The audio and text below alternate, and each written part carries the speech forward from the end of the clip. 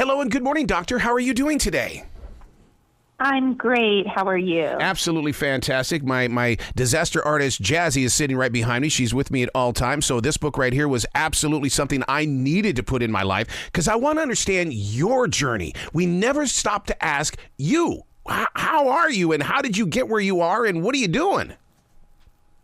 Well, I'm so glad we're like-minded. Yeah, I was raised, how I got here is I was raised in a childhood of pet-loving fanatics, really. And so I just was guided from my family into this field, and it was the perfect challenging mix of variety for me.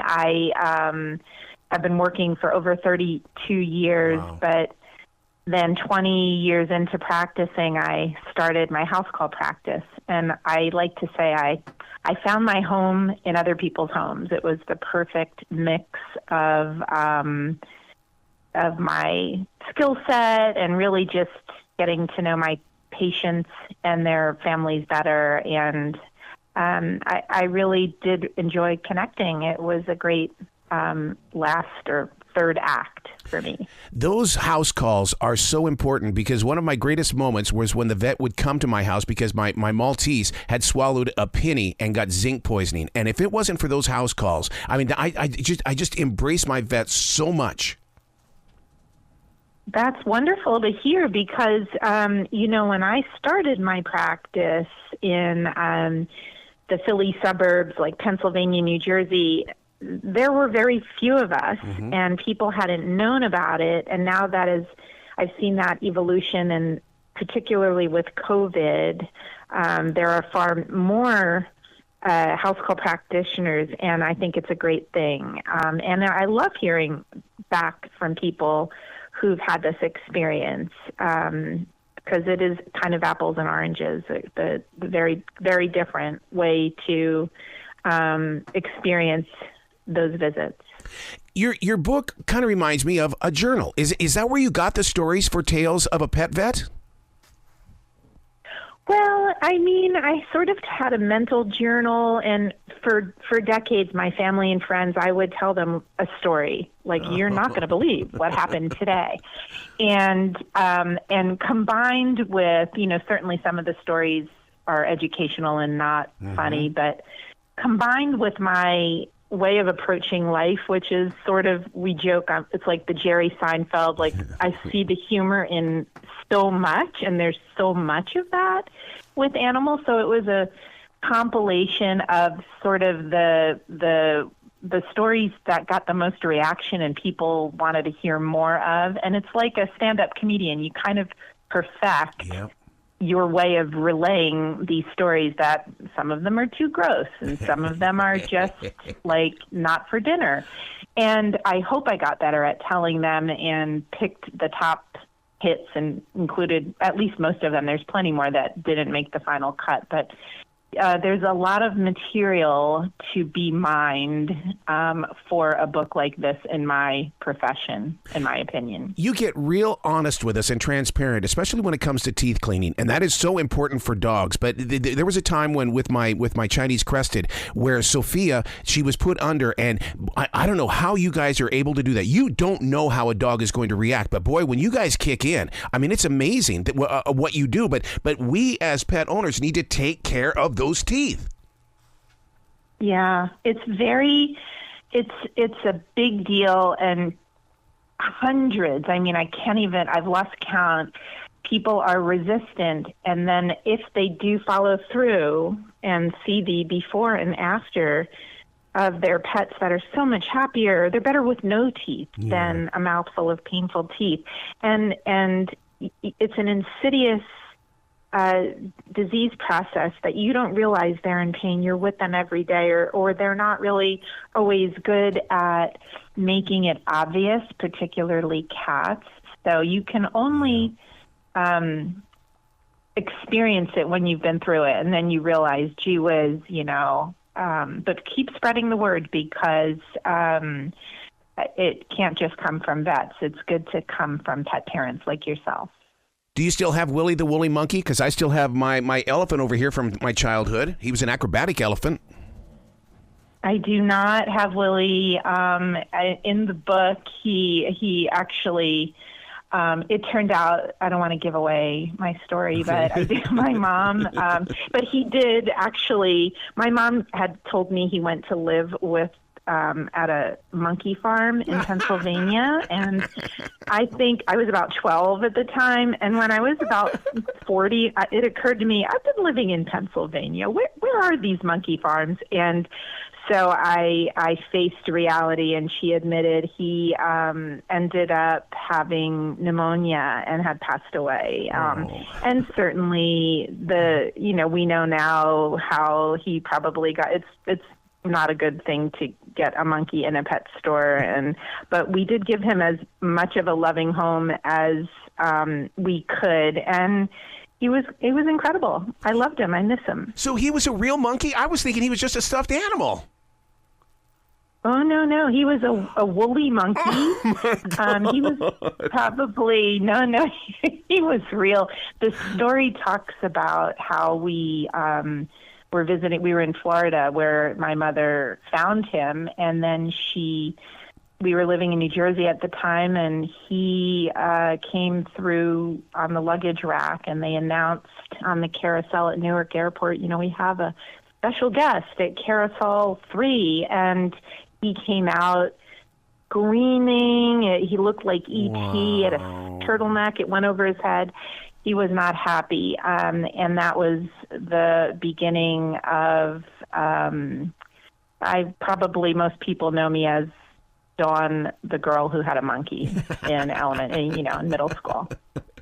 How common is it for dogs to be talkers in the way that, I know Alaskan Malamutes are talkers, but I don't know if you can hear Jazzy behind me, but she's going, whoa. She feels like that she's part of this conversation. But is it normal for dogs to talk with their humans?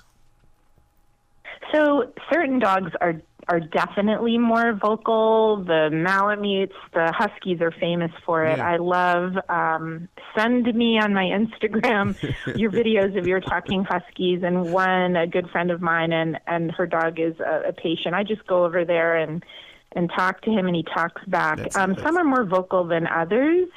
You see these French Bulldog videos as well, where they are just loud and yelling on subways. So I think that animals are very good with body language when that fails. Some have resorted to just entering our world and vocalizing, and it's fascinating and at times hilarious and at times disruptive. But it's entertaining. Dogs are becoming extremely human in the way that we're taking our dogs into grocery stores, we're taking them into Home Depot, everywhere we go. Is this a safe place for dogs?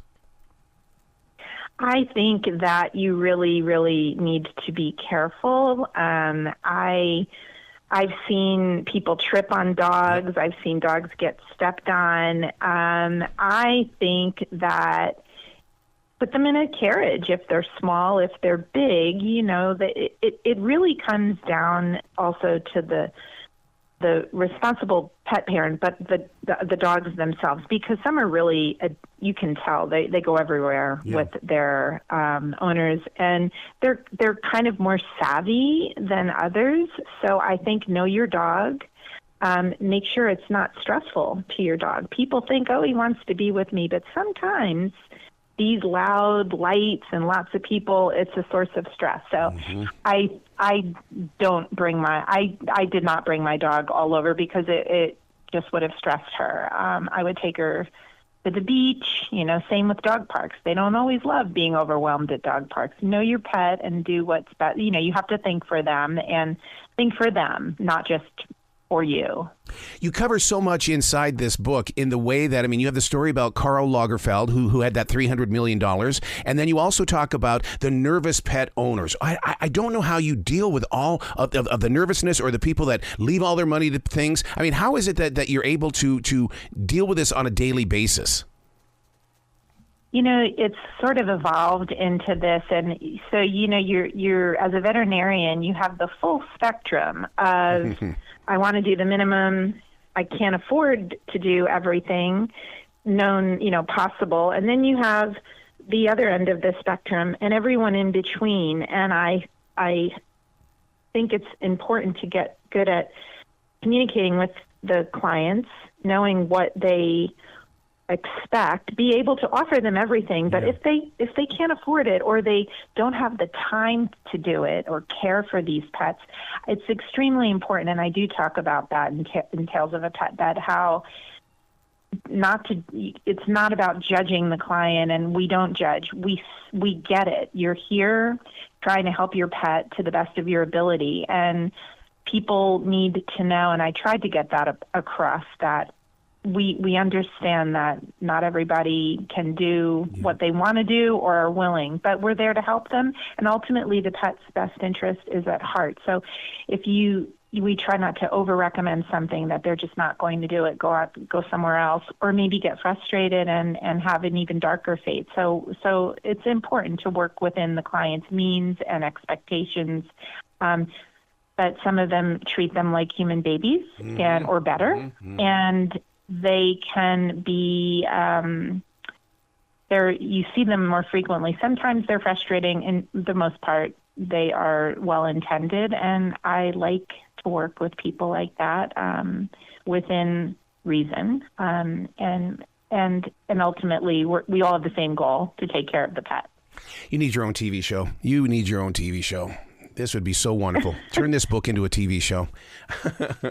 Okay, I'll work on that. I do think it's a good idea. I think there's so much. People just, my experience with my blog, with writing this book, seeing the popularity of TV shows, is people just want to be the best pet parent they can be, and I hope they will enjoy this book. It's just another source of not only learning about that, but also kind of getting into my head, and my heart, and seeing, like, your vet is in it not for the money, but because they really care about, this is a passion of mine, and I speak for my colleagues. And I think that the more you know, the better educated, and it's important that you love your vet. And if you don't love your vet, find another one. Yeah. Find somebody who's just like you. Yeah. And that's the message I drive home. Wow. Please come back to this show anytime in the future, Doctor. The door is always going to be open for you. I would love to. It was such a pleasure. Thanks for taking the time to talk. Well, you be brilliant today, okay? Thank you. You too.